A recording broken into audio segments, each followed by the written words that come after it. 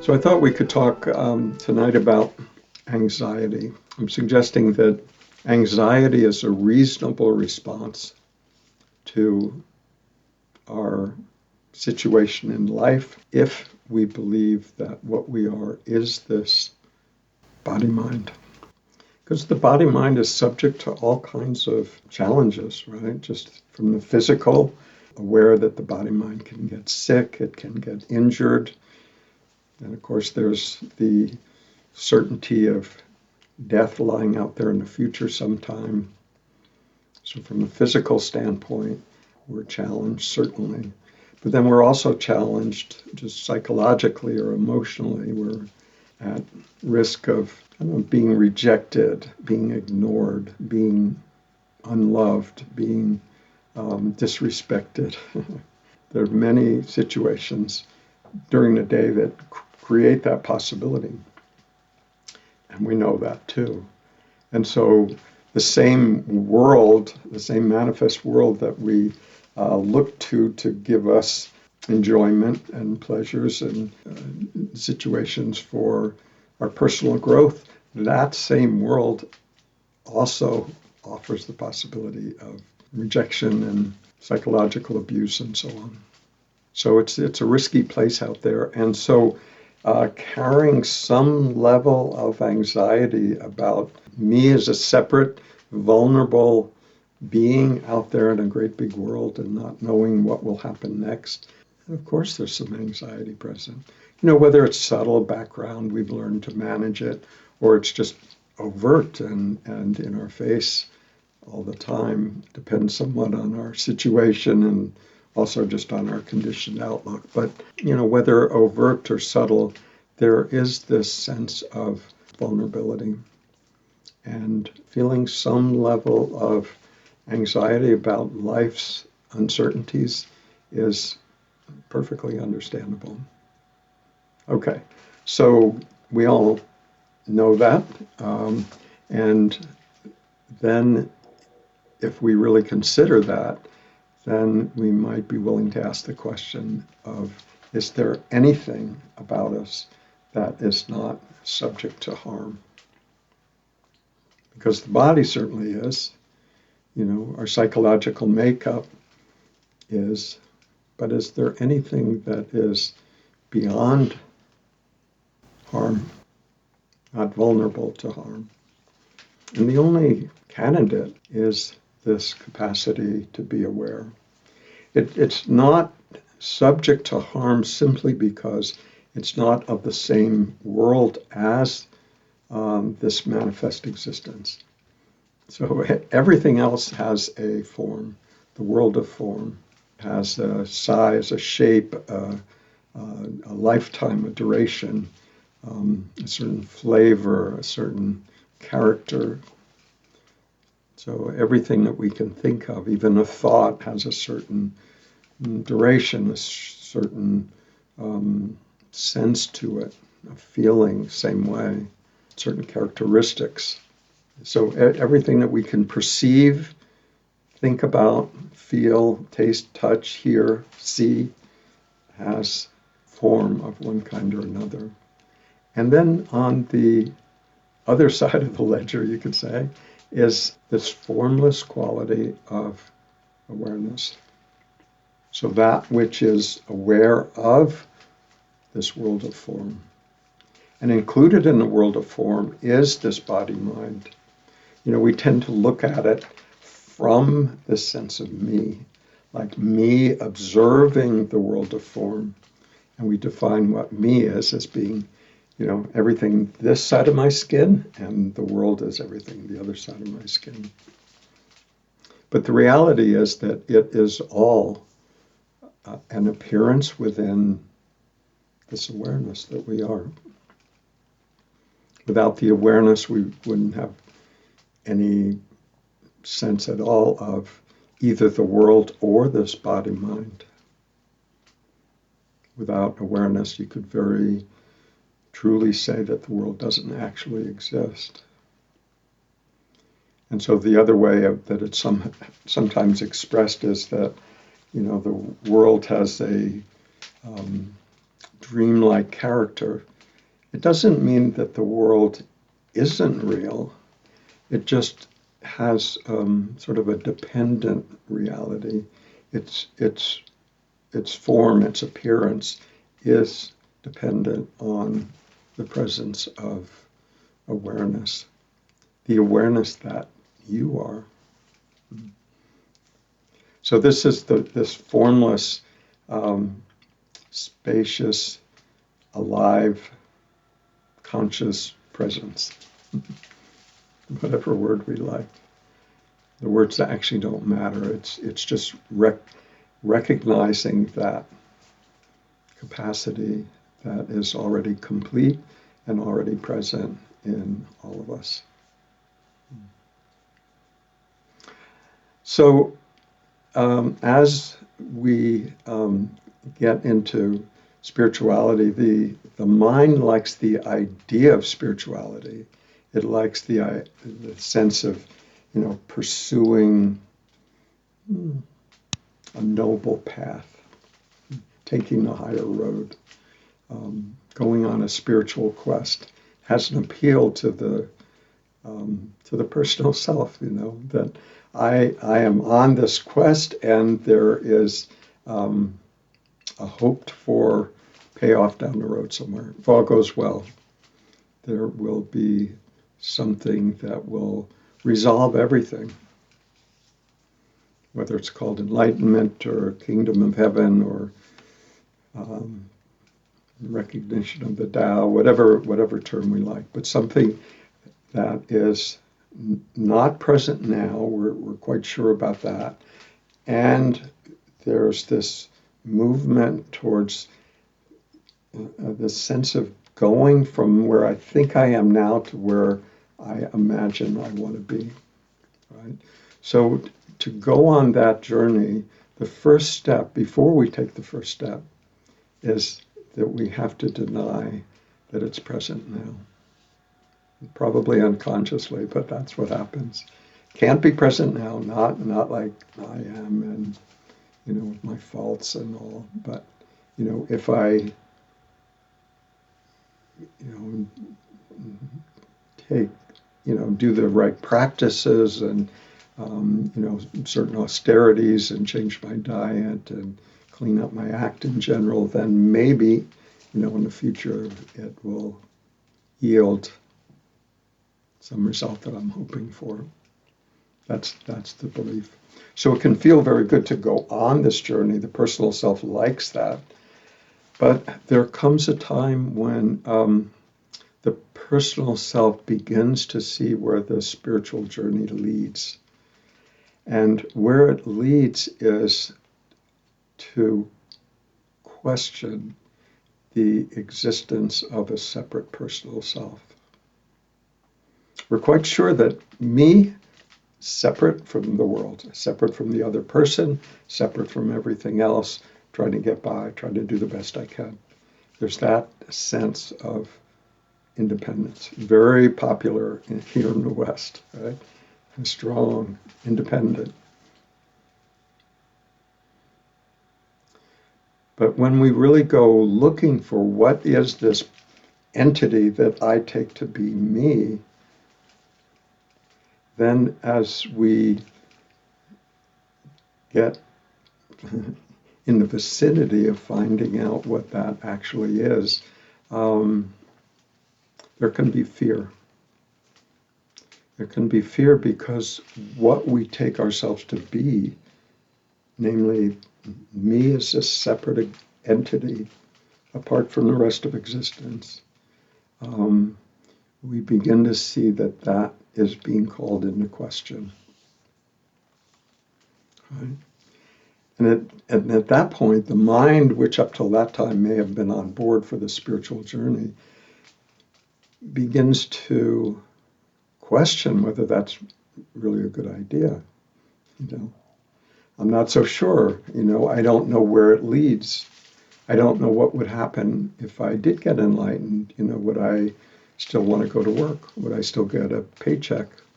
Would I take care of my kids? What would cause me to get out of bed in the morning? And the answer to the questions are, I don't know. We don't know the answer to those questions, other than, being assured by people who have made that journey previously that it is all well. But who knows? Maybe they know what they're talking about, and maybe they don't. So the mind can come up with objections. It's like we've given the thinking mind authority.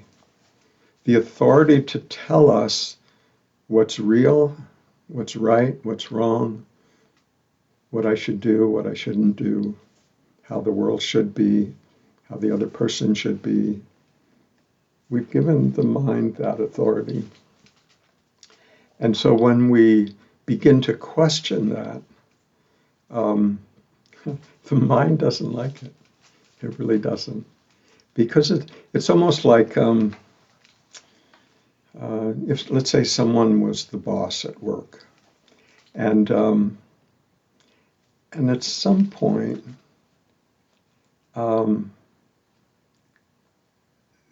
they realize that they're in danger of being demoted to being sort of a useful servant rather than the boss. They're not going to like that. And the mind is the same way. It recognizes that where the spiritual journey is going to is beyond the capacity of the thinking mind, simply because the thinking mind can only think in concepts. It thinks in words, a string of words going through our head, maybe jumbled sometimes, maybe logical other times, but its thinking is a string of words. I know the mind can sort of imagine images as well, but those don't usually get us into trouble. It's the believed thoughts that can catch us.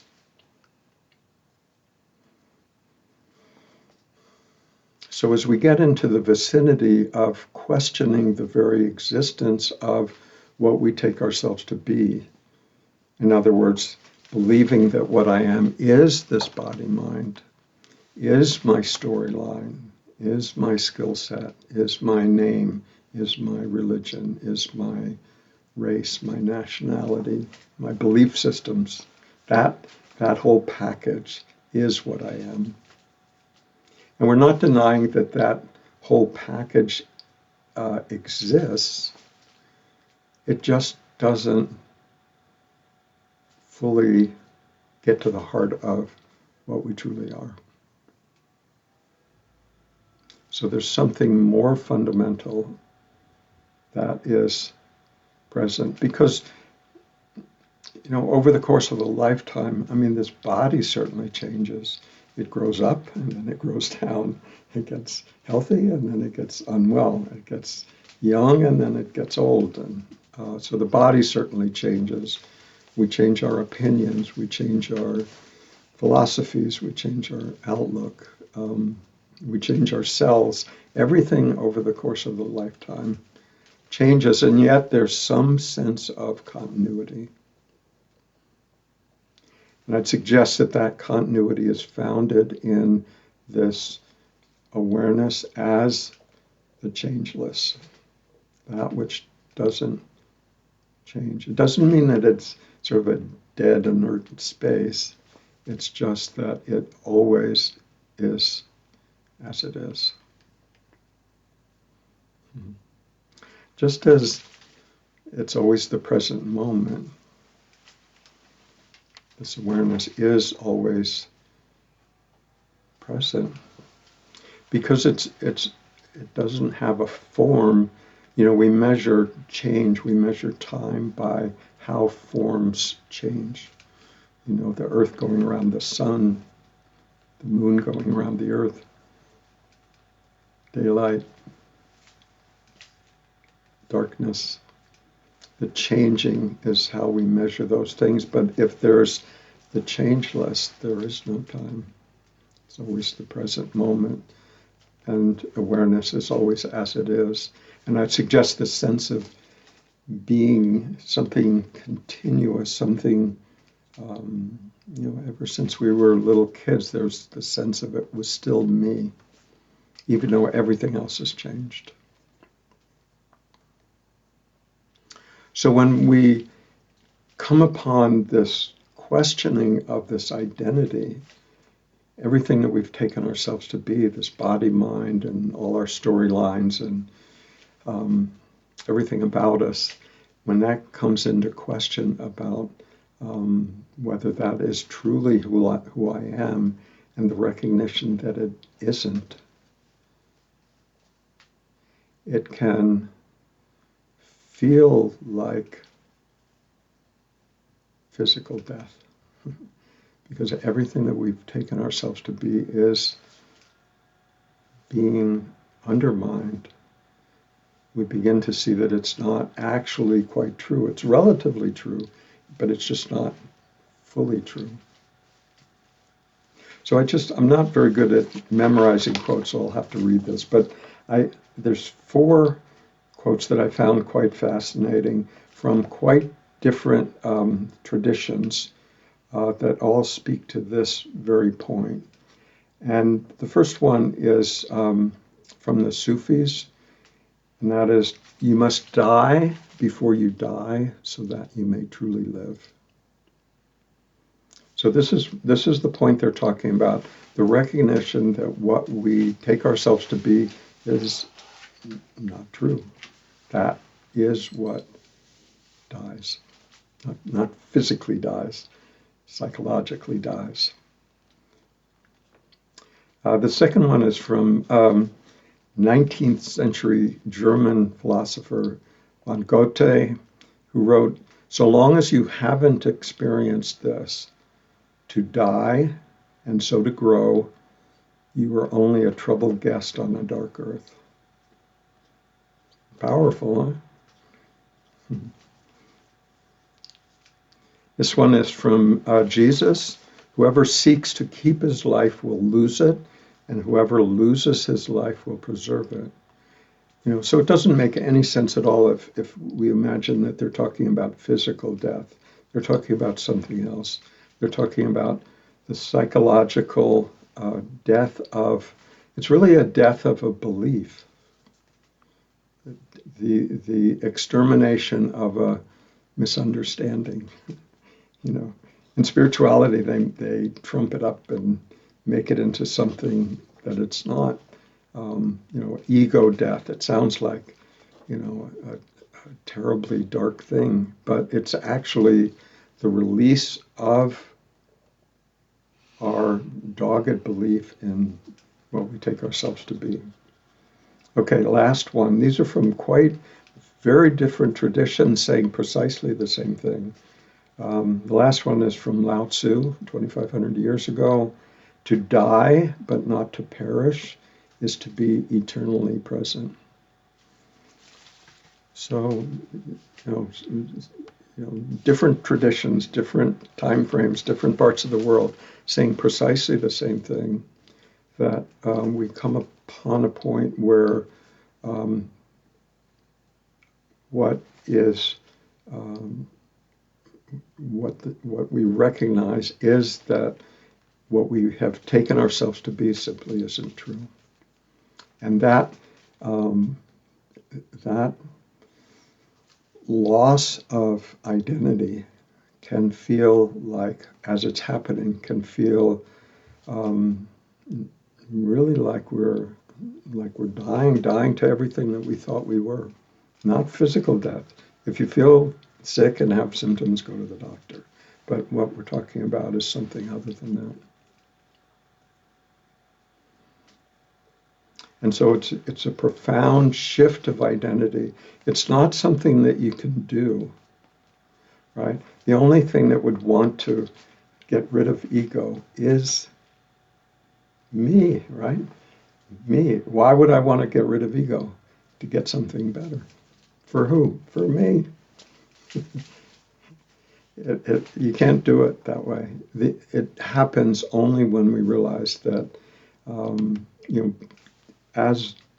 through good fortune or through thorough investigation, either one works, that it's just simply not true. And if there's a falling away. And it can feel, even the falling away isn't scary because it's actually a freedom, but sometimes the mind can rush back in and scare itself. It's, oh my gosh, there's nothing here. That's true. There's no thing here, just the spacious consciousness. Okay, one more quote, if you will. This is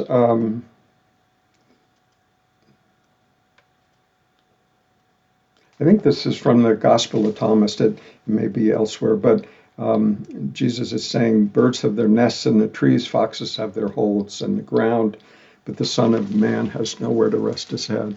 So that's the sense, is that there's no solid ground that we can place our identity on. It's just this aware, awake presence. And one of the appearances within that presence is this body-mind. We still get to live through it. We still get to live as that. But there's a recognition that it is an appearance within awareness rather than a separate entity apart from the rest of existence. And we discovered that this awareness is actually not a personal phenomena. It's actually the one awareness appearing as this here and as that where you are. Same awareness, different appearances.